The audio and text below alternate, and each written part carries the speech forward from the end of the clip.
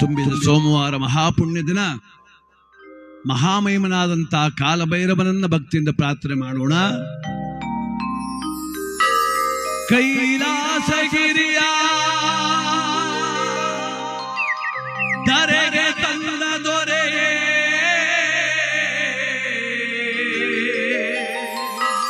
ಬೂದಿ ಮುಚ್ಚಿದ ಕೆಂಡ ಭೂಲೋಕದ ಗಂಡ, ತಂದೆ ನೀ ಎಲ್ಲಿರುವೆ ಭೈರವ.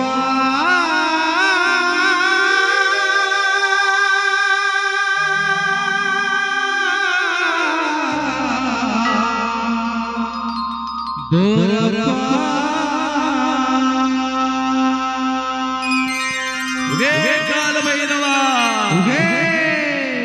ಯಾರೋ ತಾಯಿ ಮನೆಯ ಒಳಗೆ ದಾನ ಧರ್ಮ ನೀಡೋ ಮಗಳ ಉಗೆಯಂದೆ ಅಂದಾನಿಯ ಚೊಕ್ಕಲ ಮಾಡೋ ಭೈರವ. ಉಗೆಯಂದೆ ಅಂದಾನಿಯ ಚೊಕ್ಕಲ ಮಾಡೋ ಭೈರವ.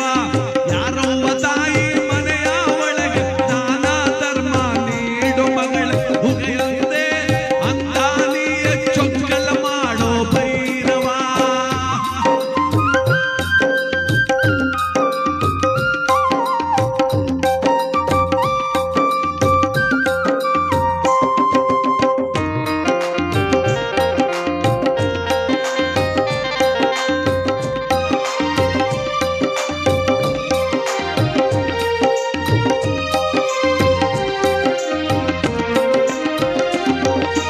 ದಾನ ಧರ್ಮ ನೀಡಿದ ಮನೆಗೆ ಬಾಳಿಗೆ ಬೆಳಕ ತೋರುವನು.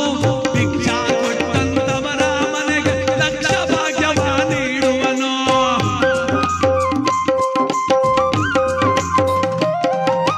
ದಾನ ಧರ್ಮ ನೀಡಿದ ಮನೆಗೆ ಬಾಳಿಗೆ ಬೆಳಕ ತೋರುವನು. ಭಿಕ್ಷಾ ಕೊಟ್ಟಂತವರ ಮನೆಗೆ ಲಕ್ಷ ಭಾಗ್ಯವ ನೀಡುವನು. ಭೈರವನ ಸರ ಇಟ್ಟುಕೊಂಡ್ರೆ ಒಕ್ಕಲು ತನವ ಅರಸುವನು. ಕಟ್ಟಿದ ಮನೆಯ ಹಸುಕರು ಕರೆಸಿ ಕಟ್ಟಿದ ಭುವಿಯ ಬೆಳೆಯುವರು. ಉಗೆಯಂದೆ ಅಂದಾನಿಯ ಚೊಕ್ಕಲ ಮಾಡೋ ಭೈರವ. ಉಗೆಯಂದೆ ಅಂದಾನಿಯ ಚೊಕ್ಕಲ ಮಾಡೋ ಭೈರವ.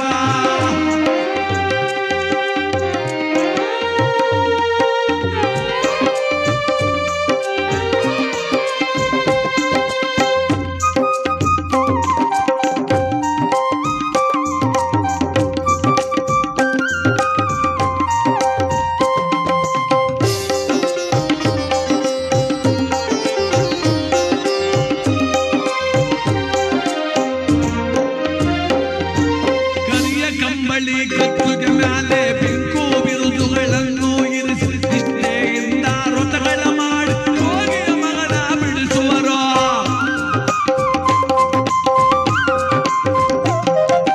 ಕರಿಯ ಕಂಬಳಿ ಗದ್ದುಗೆ ಮ್ಯಾಲೆ ಬಿಂಕು ಬಿರುದುಗಳನ್ನು ಇರಿಸಿ ನಿಷ್ಠೆಯಿಂದ ವ್ರತಗಳ ಮಾಡಿ ಯೋಗಿಯ ಮಗನ ಬಿಡಿಸುವರು. ನಾಲ್ಕೈದು ಮನೆಯ ವಚನ ತುಳಿದು ಇನ್ನೂ ಅಲದು ಬಂದಾರೆ. ನಿನ್ನ ಮನೆಯ ಚಾರ ದೋಷ ಕಂಡಾಂತರ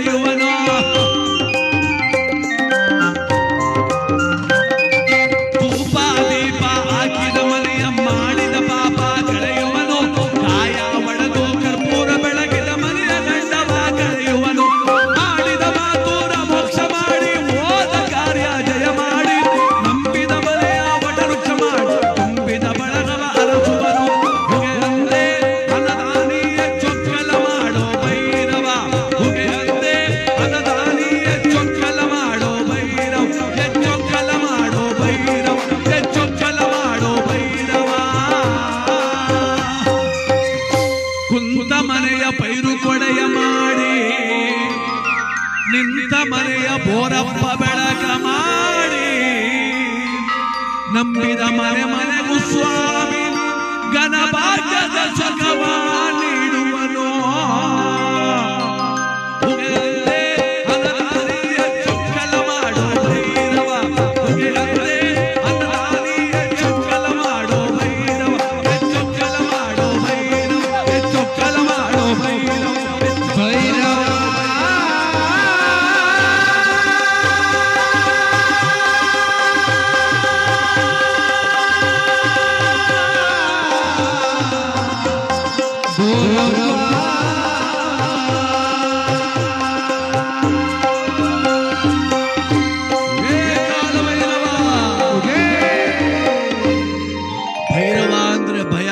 ಅನ್ನದಾನಿ ಅಂದ್ರೆ ಅನ್ನಕ್ಕೆ ಕೊರತೆ ಇಲ್ಲ, ಗವಿಸಿದ್ಧ ಅಂದ್ರೆ ಗಂಡಾಂತರ ಹತ್ರಕ್ಕೂ ಬರುವುದಿಲ್ಲ.